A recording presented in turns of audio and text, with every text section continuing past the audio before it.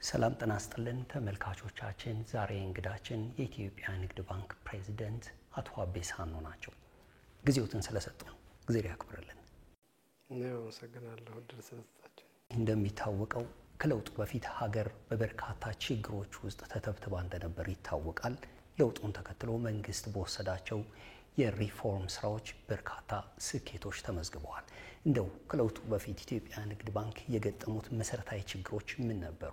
እነሱን እናስቀድም። ከለውጡ በፊት የነበረው ነገር እንግዲህ አጠቃላይ አገሪቷ የገቨርናንስ ችግር ነጸብራቅ ነው የነበረው። ኢትዮጵያ ንግድ ባንክም በዛ በነበረው ሁኔታ ውስጥ የመንግስት የአስተዳደር አካላት ከድርሻቸው ከስራ ድርሻቸው ወጣ ብለው ሌላ ነገር ሲሰሩ የወለዱበት የስራ ችግር ነው። ለምሳሌ ኢትዮጵያ ንግድ ባንክ ጋር በቅርበት ግንኙነት ያለው ብሔራዊ ባንክ፣ ገንዘብ ሚኒስቴር ጥብቅ ግንኙነት አለው። ስራው ያገናኛቸዋል።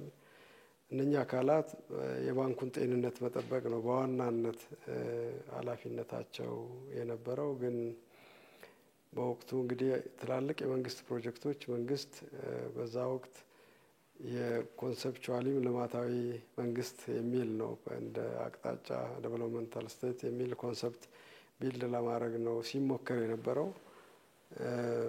በሀሳብ ደረጃ ሀሳቡ መጥፎ ላይሆን ይችላል። ሌሎች ሀገሮችም እንዲሁ ተሞክሯል። በተለይ እንደኛ ሀገር ያሉት ታዳጊ ሀገሮች የመንግስት ድርሻ ትልቅ ነው። ነገር ግን በሂደቱ ትልልቅ ፕሮጀክቶች ሲሰሩ የነበረው ግን በጤናማ አኳኋን አልነበረም። ፕሮጀክቶች እየተጠኑ በአግባቡ አዋጭነታቸው ታይቶ በሂደቱ የሚሳተፉ ተቋማት ላይ የሚያመጣው ተጽዕኖ ታይቶ አይደለም። ዝም ብሎ በዴስክ ላይ ነው ውሳኔ ይሰጥ የነበረውና እነኛ ውሳኔዎች ኢትዮጵያ ንግድ ባንክን ብዙ ዋጋ አስከፍሎታል። 14 የሚደርሱ የመንግስት ተቋማት የባንካችንን ብድር 90% ወሰዱ። ይሄ ሁሉ ደግሞ የረጅም ጊዜ ብድር ነው።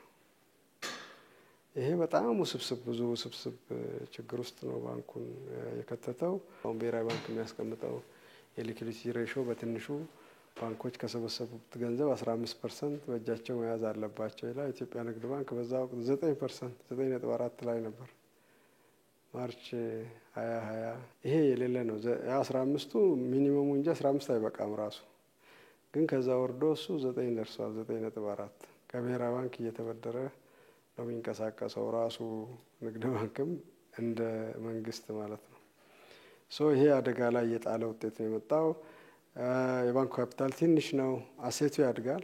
ብዙ ተቀማጭ ገንዘብ ከህብረተሰቡ ስለሚሰበሰብ የባንኩ እዳና አጠቃላይ ሀብቱ ያድጋል። ብድርም ይሰጣል፣ ብድሩ ያድጋል። ግን ካፒታል መንግስት ተመጣጣኝ ለዚህ በቂ የሆነ ካፒታል ስለማይመደብ ካፒታሉም ዝቅተኛ ነበረ።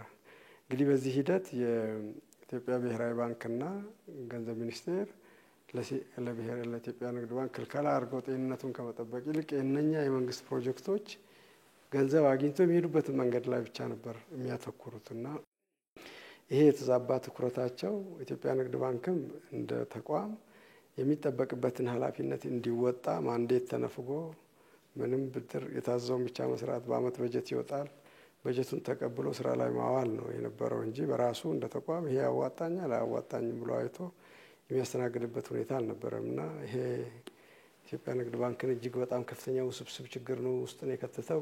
መንግስት አጠቃላይ ብድር የአጠቃላይ የባንኩ ብድር ውስጥ 92% ሪፕሬዘንት ያደርጋል። የፕራይቬት ሴክተር የምትባለው የቀረችዋ 8% ናት። ያቺ 8% ምንድናት ብንል አብዛኛው ኮንዶሚኒየም ብድር የተሰጠ ለኢትዮጵያ ንግድ ባንክም ለሰራተኛው ብድር ይሰጣል። ለሰራተኛው የተሰጠ ከዛ የተረፈችዋ የዛ የ8% ግማሽ ማታከል ነው ነጋዴ ተብሎ ከባንካችን ጋር የሚሰሩ ብድር የወሰዱት ማለት ነው እና ይሄ ፈጽሞ አብኖርማል ነው። 14 ተቋማት የባንኩን 90% ብድር ወሰዱ። ያ ለኢትዮጵያውያን ነጋዴዎች በሙሉ ተከፋፍሎ ቢሆን ኖሮ ከፍተኛ እድገት ነበር የሚያመጣው። ሀገር ውስጥ በየቤቱ ይገባል። ትልቅ ለውጥ፣ ፍትሃዊ ሀብት ክፍሉንም ያመጣል። ብዙ ነገር ነው የሚያመጣው እና ብዙ ነገር ነው ያጣ ነው በዚህ። ስለዚህ ነጋዴ የሚባል ሁሉ ባንኩ ላይ አኩርፎ የነበረበት ወቅት ነው የነበረው። በዚህ ምክንያት ኢትዮጵያ ንግድ ባንክ በሁሉም ዘርፍ የገበያ ድርሻው እየቀነሰ እየወረደ ነው። በፍጥነት ነው ገበያ ድርሻችንን ሉዝ ያደረግነው እና ትልቅ አደጋ ነበር የነበረው። እንግዲህ አሁን ካነሷቸው አንጻር ባንኩ ገጥመውት የነበሩትን መሰረታዊ ችግሮች በመቅረፍ ረገድ የተወሰዱ የማስተካከያ ወይም የማሻሻያ ስራዎች ምንድን ናቸው? ዋና ዋና የሚባሉት እናንሳ። ባንካችን ሪፎርም የጀመረው የዛሬ 5 ዓመት ነው። ይሄ ሪፎርም እንዲደረግ መንግስት ውሳኔ ማድረጉ ትልቅ የለውጥ ፖይንት ነው። ችግሩን የፈጠረው ምንድን ነው፣ እንዴትስ ሊፈታ ይችላል የሚለውን ሀሳብ ማዘጋጀትና ለቦርዳችን ማሳወቅ ነው። ቦርዱ ደግሞ ለመንግስት ያሳውቃል ማለት ነው። ስለዚህ በወቅቱ ያሉትን ችግሮች ያነሳን፣ ችግሮቹ ደግሞ የሚፈቱበትን መንገድ ዋናውን ነገር አሳየን። ባይበልጥ ግን ችግሩ በኢንዲፔንደንት አካል ቢታይ ሙሉ ተአማኒነት ያገኛል፣ በተሻለ ሁኔታ ለውጥም ሊመጣ ይችላል ብለን ስላመንን የኮንሰልታንት እንዲቀጠርልን ነው ያስደረግነው። 4 የስትራቴጂ ምሰሶዎች ተለይተው ተቀምጠዋል። እነኚህን ምሰሶ ደጋፊ የሚሆኑ 2 ሌሎች የስትራቴጂክ ኢኔብለርስ ተለይተው 12 ገደማ የሚደርሱ ኢኒሼቲቮች፣ ትልልቅ የለውጥ ኢኒሼቲቮች ይዘን ተነሳን። በዝርዝር ወደ 144 የሚደርሱ የለውጥ አካባቢዎች ተለይተው እና በድምሩ ወደ ከ1600 በላይ ሊሰሩ የሚችሉ አክቲቪቲዎች እቅድ አውጥተን ወደ ስራ የገባ ነው። እነኛ 4ቱ የለውጥ ምሰሶ ተብሎ የተለዩት በዋናነት ባንኩ ሰኪዩር እና ሪስክ ኮንሽስ ባንክ መሆን አለበት የሚል እንደ ትልቅ የባንክ የለውጥ ምዕራፍ ነው የተቀመጠው። ይሄ ማለት በተለይ የብድር አሰራሩን ሪዲዛይን ማድረግ አለበት። ይሄ ዝም ብሎ ከዛ ታዞ ብድር የሚሰጥ ተቋም መሆን የለበትም። ብድር ሂደት አለው፣ ተመርምሮ የሚያዋጣ ብድር ነው መሰጠት ያለበት። ይሄ መንግስትም ለግል ለከሌ በሚል ሳይሆን ለሁሉም ብድር የሚሰጠው አዋጭ ሆኖ ሲገኝ ነው የሚል ፕሪንሲፕል ነው። ይሄ ብቻ ሳይሆን በሌሎቹም ስርዓቶቻችን ላይ ስጋትን ታሳቢ ያደረገ ስራ ነው መሰራት ያለበት። ባንኩ ዝም ብሎ ሁሉ ነገር ውስጥ ትልቅ ማለት የለበትም የሚል አንድ ትልቅ ምሰሶ ነው። በሁለተኛነት የተቀመጠው ደንበኛ አገልግሎታችን ችግር እንደገጠመው አስቻለው ብዙ ትኩረቱ ጠፍቷል እና ባንኩ ከስተመር ሴንተሪክ አቲቲዩድ ሊኖረው እንደ አመለካከትም አደረጃጀቱ ራሱ ደንበኛን ማዕከል ያደረገ ነው። ዝም ብሎ በገንዘብ ለማደል የተቀመጠ አይደለም። ገንዘብ ሰብስቦ ለሆነ ተቋም ለመስጠት አይደለም እና ደንበኛን ማገልገል ነው መሰረቱ። ስለዚህ አደረጃጀታችን መቀየር ነበረብን። ሶስተኛው በቴክኖሎጂን መሰረት ያደረገ ነው። ሲቢኢ የዲጂታል ሊደር መሆን አለበት።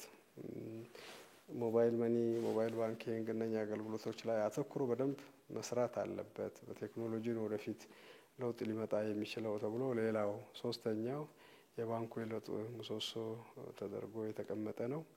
አራተኛው እንግዲህ በዋናነት የኮስት ኤፊሽንት መሆን ትርፋማነትን ትኩረት ያደረገ ስለሆነ ወጪ ቆጣቢ መንገዶች ላይ አተኩሮ መስራት አለበት የሚሉ እነኛ 4 የባንካችን የለውጥ ምሰሶዎች ሆነው የተቀመጡ ናቸው። ከዚህ ከሪፎርሙ በኋላ እንግዲህ እነኚህ ነገሮች ደግሞ ሊሳኩ የሚችሉት 2 ደጋፊ ኢኔብለሮች አሉት።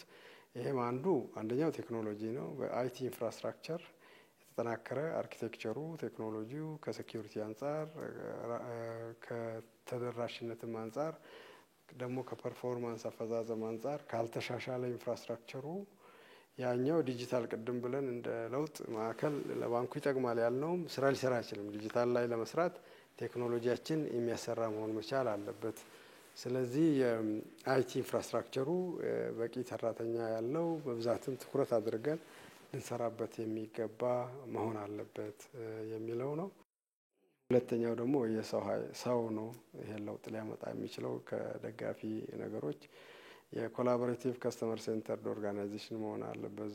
ደንበኛን ማዕከል ያደረገ በትብብር የሚሰራ የተቀናጀ ፍላጎት ያለው አቅም ያለው ሰራተኛ ማደራጀት አለብን ተብሎ ገቨርናንሱም ከመንግስትም ጋር እንዲሁ የተስተካከለ መሆን አለበት የሚሉ ነገሮችን የያዙ ናቸው እና ይሄ ባንካችንን ከዛ ችግር አውጥቶታል። ብዙ ለውጥ አምጥቷል።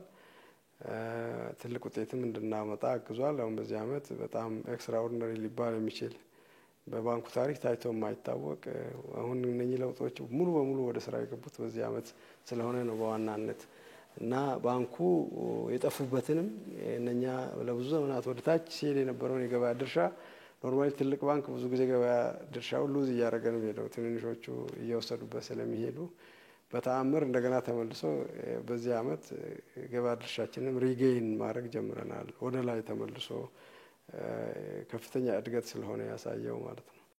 እንግዲህ ለውጡ እንደመጣ ከነበሩ ተግዳሮቶች መካከል በዋነኝነት የውጭ ምንዛሪ እጥረት ነበረ። የኢትዮጵያ ንግድ ባንክ እንደ ሀገር ገጥሞን የነበረውን የውጭ ምንዛሪ በመቅረፍ ረገድ እንዲሁም በኢኮኖሚ ማሻሻያው የወሰዳቸው መሰረታዊ ለውጦች ምንድን ናቸው? የተገኙ ስኬቶችስ? ይሄ የውጭ ምንዛሪ የፈተና ኤሪያ ነው። እንግዲህ ለሀገራችን ወደፊትም የሚፈትነን ዘርፍ ነው። ችግሩ አሁን ሙሉ በሙሉ ተፈታ ማለት አይደለም፣ ግን ከነበረበት ስርዓት ብዙ ነገር ተሻሽሏል። እኛ የምናመነጨው የውጭ ምንዛሪ መጠንና የምንፈልገው ነገር አይገናኝም። 130 ሚሊዮን ህዝብ ያለው ሀገር ነው። ፍላጎቱ በጣም ብዙ ነው፣ ሆዱ ብዙ ነው ማለት ነው። እጃችን ግን ፕሮዳክቲቭ አይደለም። በዛ ልክ ፈጠራ ላይ አተኩረን አንሰራ። ይሄን ከዚህ ችግር ብዙ እንወጣ ነበር። እጥረት ባለበት ደግሞ ኢሌጋሊቲ አለ። በደንብ ከፍተኛ ክትትል ካልተደረገ ከህግ የወጡ ነገሮች አሉ እና የውጭ ምንዛሪ ጋር የተገናኘው የንግድ ስርዓቱ ከህግ ውጭ ወጥቶ መሄዱ ነው እና ቀደም ብሎ በተለይ የነበረው ገበያን የማይከተል የውጭ ምንዛሪ አስተዳደር ነው ያለን። በገበያው ውስጥ የውጭ ምንዛሪ 115 110 ብር ሰዎች ገበያያሉ ከባንኪንግ ሰርክል ውጪ። ባንክ ውስጥ ግን ብሔራዊ ባንክ ወስኖ ከዚህ በላይ መግዛት መሸጥ አትችሉም ብሎ ዋጋ ያወጣ ነበር እና 58% ገደማ ነው። 100% በላይ ልዩነት ያለበት ገበያ ውስጥ በፍጹም ጤንነት አይጠበቅም። ከባድ ችግር ነው ያለው። የመንግስት አሰራር ስርዓቱን የባንኮች አሰራር ስርዓትን ኮራፕት የሚያደርግ ከባድ አሰራር ነው የነበረው። ሁለቱ ገበያዎች መታረቅ አለባቸው። ጥቁር ገበያና የባንክ ገበያ ተብሎ ይሄን ያህል ተራርቆ መቀመጥ የለበትም። ፐርፌክትሊ እኩል ላይሆን ይችላል፣ ግን ልዩነቱ እንደዛ መሆን ስላልነበረበት ለውጡ በጣም አስፈላጊ ነበር። ለውጥ ተደረገ። አሁን ከለውጡ በኋላ ምን መጣ ነው? ከለውጡ በኋላ በተወሰነ ደረጃ እንግዲህ ሁሉንም ፍላጎታችንን በገበያ ስላላደረግን የገደበ ባይሆንም ፍላጎት ትንሽ ገደብ አግኝቷል።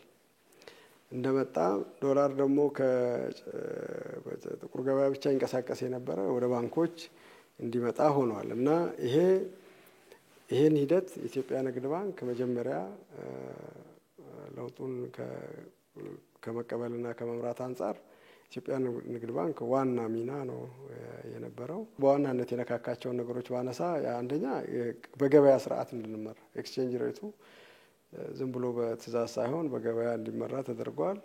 የኢምፖርት የገቢ ንግድ ላይ የነበሩ በጣም ብዙ ሬስትሪክሽኖች ነበሩ፣ ከዛ ጋር ተገናኙ፣ እነሱ እንዲነሱ ተደርጓል። በተለይ የውጭ ምንዛሪ የሚያገኙ ኤክስፖርተሮች ሌሎችም ሪቴንሽን አካውንት ይባላልላቸው እዛ ላይ የነበሩ ክልከላዎች ብዙ ነገር ተነስቷል።